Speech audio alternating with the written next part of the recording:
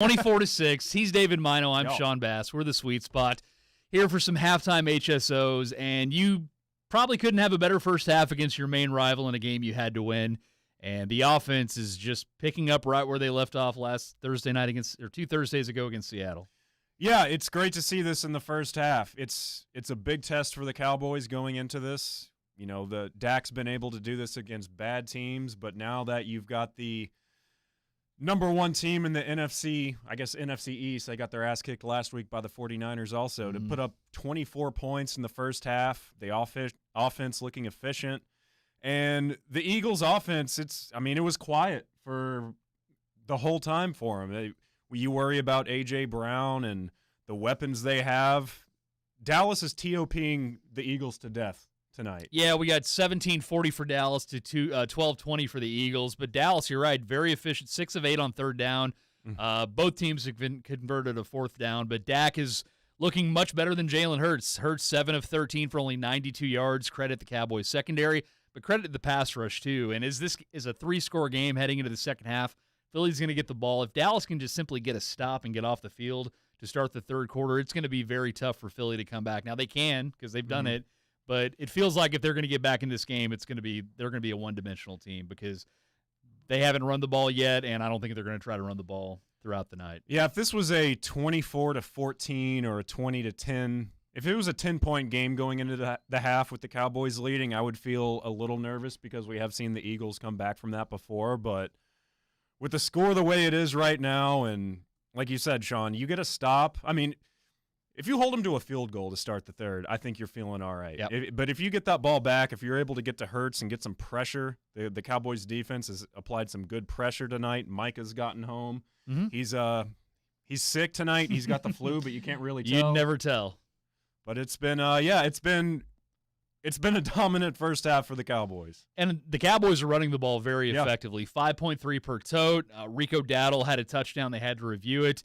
Pollard has looked like he's had quite a bit of juice. He had a run called back tonight due to a penalty, but as they have a lead, they're probably going to lean into the running game a little bit more in the second half. Terrence Steele hasn't been great in his makeup test against Philadelphia, but it doesn't matter because Dak has been very sharp. 14 of 23, 157, couple of touchdowns. And right before the half, the throw to Cooks down at the goal line was just stepped into it, a 30-yard strike, and just he's playing with supreme confidence right now. And you look on the other side, Philadelphia's offense is just searching for something. And with the way the Cowboys are applying pressure, even when they're not getting home, it feels like it's going to be a tough second half for Jalen Hurts. Yeah, it will be. And the Cowboys have gotten some pretty good breaks in the first half, penalty-wise. It's the face mask. The face mask, which was it looked accidental. That was the face mask combined with the pass interference that they put both of those penalties together. And I mean, heck, you can say Micah Parsons is getting held every single play too, and they're just not calling it. But yeah, in the turnover battle, Dallas is +1. They've gotten a nice forced fumble on Jalen Hurts in the first quarter. That was their first possession. Really good play by Donovan Wilson. You also had Damone Clark coming in, and Jalen Hurts is looking better than the last time they played him in Week 9 as far as his mobility. Man, but he's still looking, especially after he got hit on that slide, and he got up pretty slow, and then his fumble, it looked like he was kind of slow getting up. So you can definitely tell he's not 100% health-wise. He is moving a little bit better. He's able to run around, but it feels like every time he gets hit or when he drops back and he gets pressured and he goes to the ground, you're thinking, oh, gosh, this could be it because he's going to get up slow. But, yeah, I do expect the Eagles to put up a fight in the second half. Sure. A blowout would be nice. I still think the Cowboys win by more than one score in this game. I think we both initially picked Cowboys like 31-27.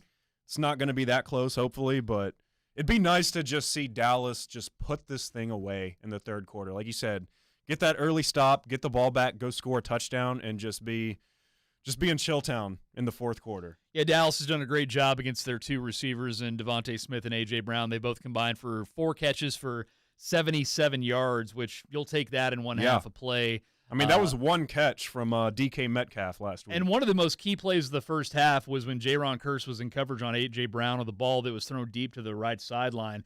that went right past Curse and into the hands of Brown, and he dropped it. Yeah. So they had to settle for a field goal there. And speaking of field goals, how about Brandon Aubrey making a 63-yarder? It's the first 60-yard field goal in the first quarter in NFL history, and that son of a bitch would have been good from 70. Yeah, he definitely – it did look like he had 10 more yards on that thing. That dude should probably be the Rookie of the Year. Was it Offensive Rookie of the – is there a Special Teams Rookie of the Year? I don't think so. But we can make up that award and just hand it to him. That's crazy how in training camp he was missing field goals in practice, and we were saying on our show that the Cowboys need to find a new kicker, and he's been the best kicker in the NFL this season. Sometimes you're wrong. Sometimes we're wrong. But CeeDee Lamb is leading the team in targets. He's got 5 catches for 65 yards, has a touchdown. Brandon Cooks has the big 30-yard catch, like we said, already more productive than he was back in Week 9. So Dallas has an 18-point lead. They had the ball first, so if their defense can do anything against Philly to start it out here, just get off the field. That's going to be huge because it's a 3-score game. Running-wise, Philadelphia only has 3 rushes from Kenneth Gainwell and 4 from DeAndre Swift.